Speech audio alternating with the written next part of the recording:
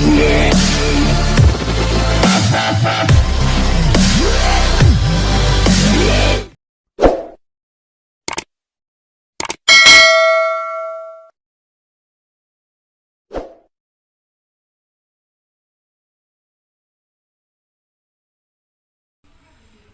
everyone, and today we are now in a conic section ellipse, and we are arguing with if the center is 0, 0, find the foci, the vertices, and also the covertices. So we have a lot of equations here. So we have an equations here, which is the equation of an ellipse. So you have the center, so equations, the graph. We have x squared over a squared plus y squared over b squared is equals to 1. And look at the graph. And the number 2, we have x squared over b squared plus y squared over a squared is equals to 1. And also the graph. And number 3, so we have x minus h squared over a squared plus the quantity of y minus h squared over b squared is equals to 1. And also look at the illustration or the graph. Next is we have the quantity of x minus h squared over b squared plus the quantity of y minus h squared over a squared is equals to 1. And also look at the graph. And today we are illustrating the ellipse graphs or the elliptical shapes. So we have the graph of here. Okay.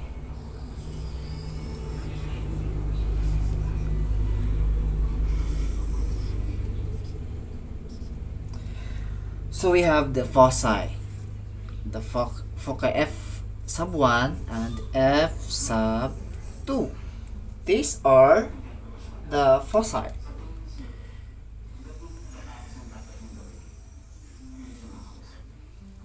Yeah. So also we have this part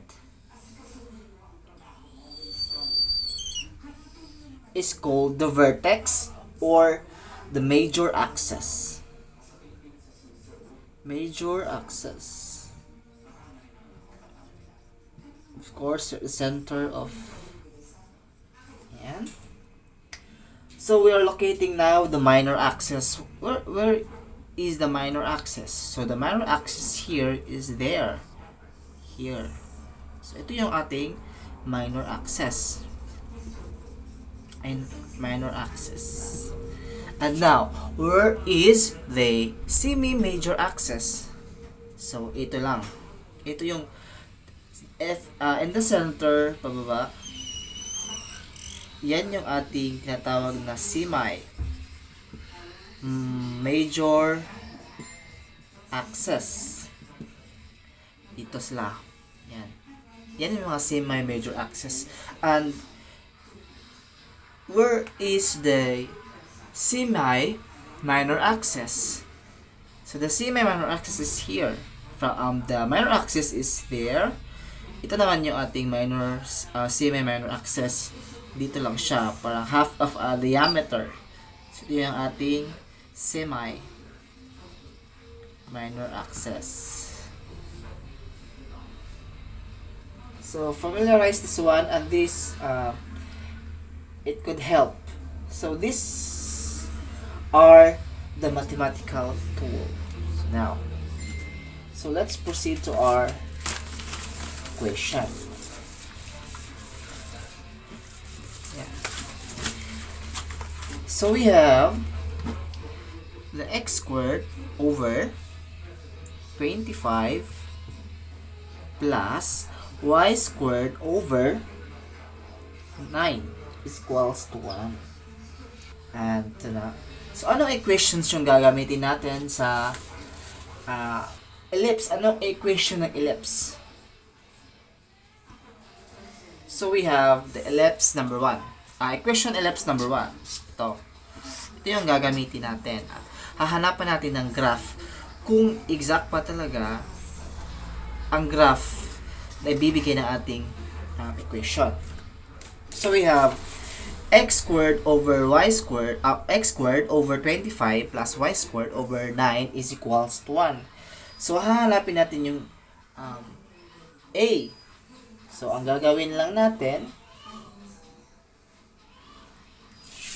we have a squared is equals to square root 25, then square root of 25, so square natin to, so a na lang yan. Square root of 25 is 5. Yan yung ating a. Now this is an a and this is the b. So now the b, so what is the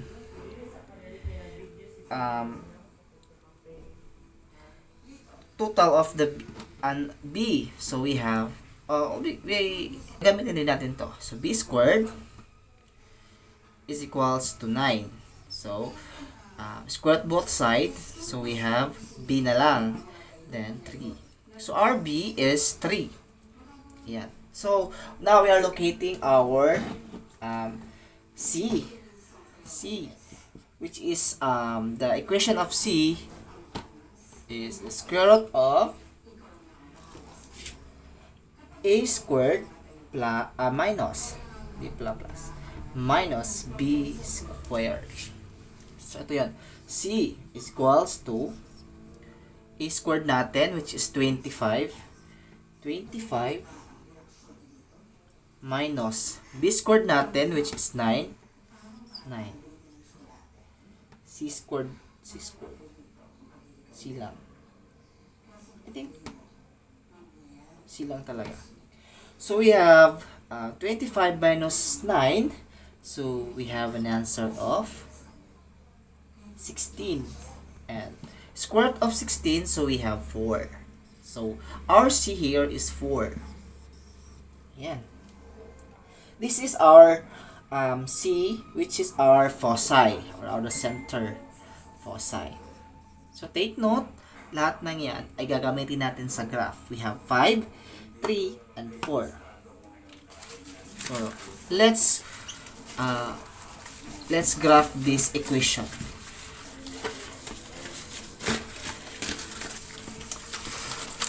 Yan. So graph.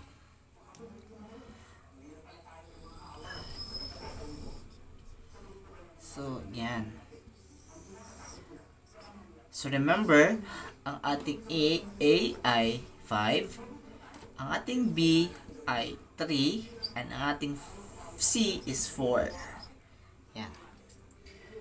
So, center, foci, center, we have 0, which is our C, center. C. So, count lang natin from the center, from the left, 4, from the left 4, and from the right is 4 also. So 1, 2, 3, 4. So we have 4 and 0. Sa right side, sa left side naman, so we have 1, 2, 3, 4. So we have negative 4 and 0. Now, our A is 5. So add lang tayo ng isa. 1, 2, 3, 4, 5. So we have 5 and 0. And in the left side also we add 1, which is negative 5. Negative yan. 5, 0. Ayan. So now, the B. Our 5, our 5, ito yung 5 natin. 5 is our the distance of our semi-major axis, and our B is our semi-minor axis. So from the center up ng tatlo, from the up and the bottom, so we have 1, 2, 3. So we have from the center 0 and 3. So 0 and 3, then dito 1, to 3. Ayan. So we have 0 and negative 3. Ayan. So, let's graph. Let's moment of truth. No? Kung tama ba yung ating ginawang equation if yung kanyang graph ay suit sa kanyang equation. So, ayan. So, we start here and 5 no. 5 3 5 and dito. Ayan. Pasensya na sa graph. So, tama ba? Tama ba yung ginawa nating graph? So, let's see. Let's find out. So, we have here our number 1. So, let's see. So, tama. Tama siya. So, check tayo dito. And that's the way you graph, even if this is not actually what it illustrates, but this is only an example. I hope you understand what I want to mean to you. So, that's all, and see you for my next vlog. Bye-bye!